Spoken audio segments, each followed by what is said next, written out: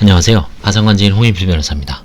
이번 케이스는 파산 선고 사실을 간과하고 사행위 소송이 강제 조정으로 확정됐습니다. 판결도 마찬가지입니다. 그래서 거기에 따라서 돈을 이행했을 때 이걸 관제인이 부당이득으로 일부 채권자한테만 이제 반환된 거죠, 돈이. 그럴 때 어떻게 조치를 취해야 되는지 가끔 일어날 수 있는 사건입니다. 2018년 7월 9일날 선고된 사건입니다. 70년생이고요. 채무자는 주로 양천구에 살았습니다. 부친명의 임대차 계약서, 무상으로 거주했죠. 천에 40만원. 2010년부터 현재까지 기타 판매 관련 단순 종사원이었습니다. 야채 과일 가게는 일용직 판매원이었습니다. 2008년 배우자 사망 후 홀로 세 자녀를 키우는 어려움에 직면하여 카드와 대출을 사용하면서 채무가 증가하였고, 건강이 좋지 않아 일을 힘들게 할 수 없어 야채가게에서 판매원을 월 100만원 미만의 수입으로 채무를 감당할 수 없어 파산에 이르렀습니다. 2009년 9월입니다. 파탄 시기는. 가족관계 정보는 본인이 있고요. 어머니가 계시고 세 자녀가 있습니다. 파산 채권은 총 6억입니다. 오랫동안 빚이 늘어났죠. 채무자의 유일한 재산은 보증금, 부모님이 1000만원이 있습니다.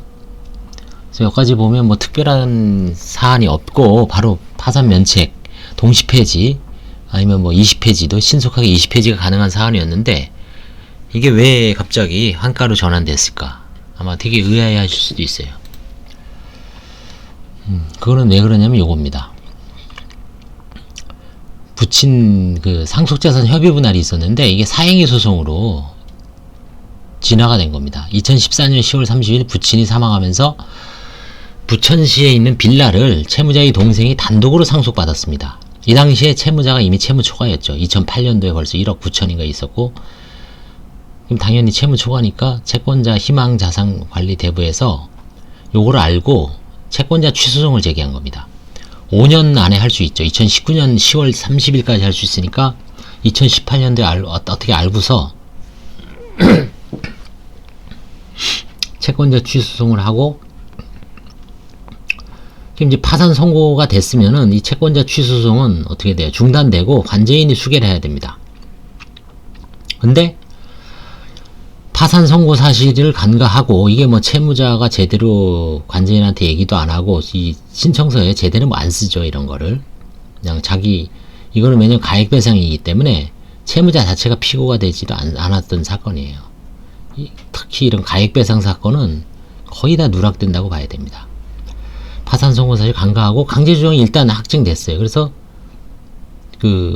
피고가 채권자 희망관리에게 2018년 7월 700만원 지급했습니다. 남동생이.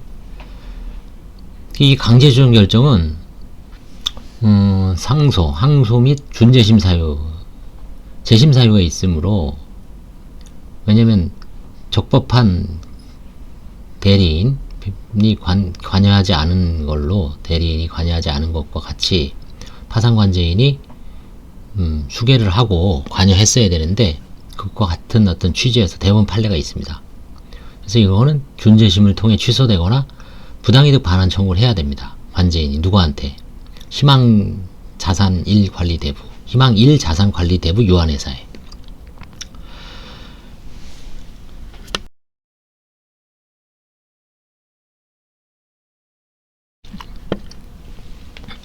자, 그러면 채무가 6억이고 이 700만원 받자고, 이 소송을 하려니 참, 그렇다고 또 환갑 포기하기도 그렇죠. 그거는 관제인이 일하기 싫다는 얘기죠. 그래서 이제 어떻게 했냐면, 먼저 희망1 자산관리 대부를 설득을 해야 됩니다. 대부 관리를. 그래서 여기에 이런 사행위 취소송의 법리, 이거는 채권자가 수개를 해야 되고 선고 후에 관제인이 수개를 해야 되는데, 채권자를.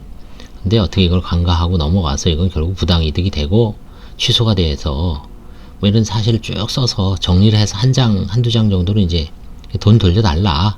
다른 채권자들의 어떤 공동담보라는 거 관제인이 갖다가 전체 채권자들을 위해서 나눠줘야 한다는 얘기입니다. 그래서 이제 우편물 발송했더니 얘네가 줬어요. 나름대로 희망 1 자산 대부 관리는 이게 뭐 악덕 업체는 아니고 정상적인 업체였던 거죠. 자기네가 보기에 이거 괜히 소송 당해서 자기네도 변호사 선임해야 되고 괜히 소송 비용까지 물어줄 수도 있고 뻔한 거니까, 또 관제인이 또 채권자 편도 아니고 채무자 편도 아니고 중간 자정 입장에서 공정하게 처리를 하겠다고 하니까 또 그런 입장이죠. 그러니까 이 돈을 줬어요. 그래서 이 700만원 갖다가 바로 반환했습니다. 이 내용 증명을 보내서 제가 돈을 받은 게 지금 케이스가 3가지가 있습니다. 이것도 하나 있고, 또 기억나는 게 파산 선고 후에 차량을 등록을 이전한 겁니다. 선고 후에. 그러니까 선고 전에 매매를 했어요. 누구한테 팔겠다. 뭐 2천 얼마에 팔겠다. 근데 파산 선고가 되고 그걸 모르는 캐피탈에서 누구한테 팔고 그 돈을 가져가 버렸어요. 그리고 이전을 파산 선고 후에 했어요. 그래서 선고 후에 하면 무효거든요. 선이냐 악이냐 불문하고. 절대적으로 무효니까 파산 관제인에게 캐피탈한테 그 돈 토해내라 하니까 캐피탈이 2천, 그때 현대캐피탈인가 그랬는데 돈 2천 얼마 줘서 전체 채권자한테 나눠준 기억이 있습니다. 그 다음에 최근 신용보증기금, 이거하고 똑같은 사안이에요. 희망 1 자산 대부 관리를 신용보증기금으로 바꾸면 됩니다. 그 소송에서도 마찬가지로 이제 파산 선고 사실을 관가하고 사행위 소송에서 신보가 이겨서 자기네가 다 갖고 갔어요. 2천 얼마를. 그래서 이거 이런 똑같은 논리에서 내용 증명을 보내니까 신보 직원이 부장님인가? 여자분 그 담당 분이 이제 전화가 와서 돈 돌려주겠는데 다만 자기네도 이제 자금 결제라든가 이런 게 본사까지 다 보고를 해야 돼서 몇 달만 달라. 그래서 알겠습니다 해갖고, 그게 이제 다른 사건도 그게 다른 게 아니라 환가할 게 여러 가지가 있었습니다. 이 배우자의 보증금도 있고 요 관련된 것도 있고 사행위 소송과 관련된 거. 그래서 결국 어떻게 됐냐면 그 4천만 원인가 배우자 보증금을 2억 얼마 중에 대출 빼고 절반 정도를 환가하기로 했는데 그게 이제 최근에 들어왔어요, 돈을. 그래서 나머지 돈, 되게 신부한테 이제 돈 줘야 될 때가 됐습니다라고 이제 내용 증명을 보내니까 아마 이제 조만간 1월 중으로 들어올 것 같아요. 그래서 그 돈하고 그 배우자 보증금 4천하고 그 2,700인가? 그 한 6천 정도 되죠. 6천에서 7천 되는데 이제 그거 배당을 할 예정입니다. 이렇듯 만약에 그거 신보가 안 돌려주면 또 소송해야 돼요, 관제인은. 이것도 마찬가지죠. 이 유한 대부회사에서 안 돌려주면 소송해야 됩니다. 부당이득으로. 그래서 이제 이 파산의 법리가, 그리고 제가 이렇게 방송 같은 것도 해서 파산의 법리가 명확하게, 얼마 전에 반대로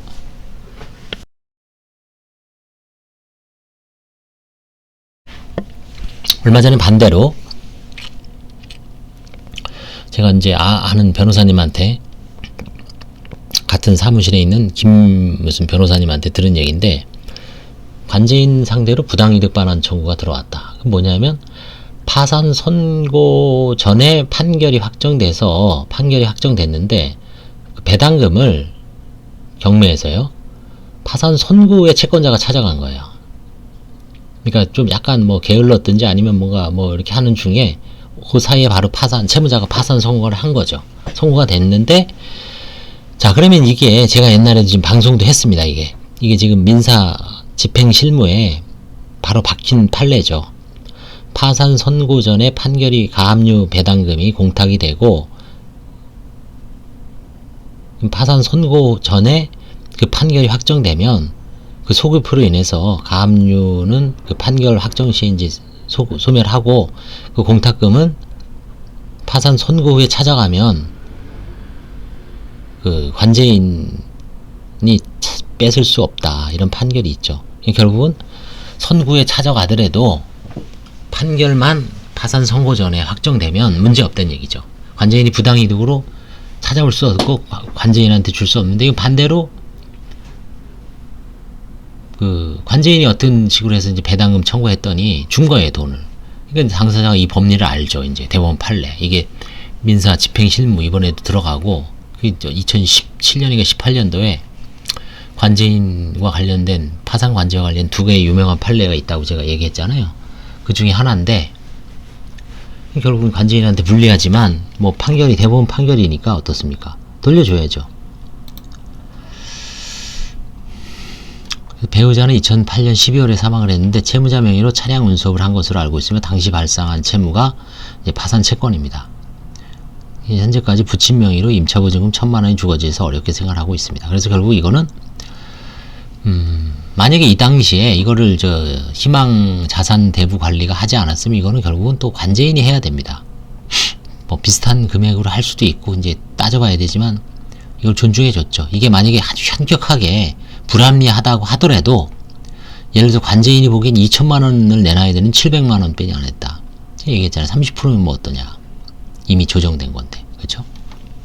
그래서 이거 관련돼서 여러 케이스가 있다는 거를 한번 이제 했기 때문에 뭐 관심을 한번 가져보시기 바랍니다. 감사합니다.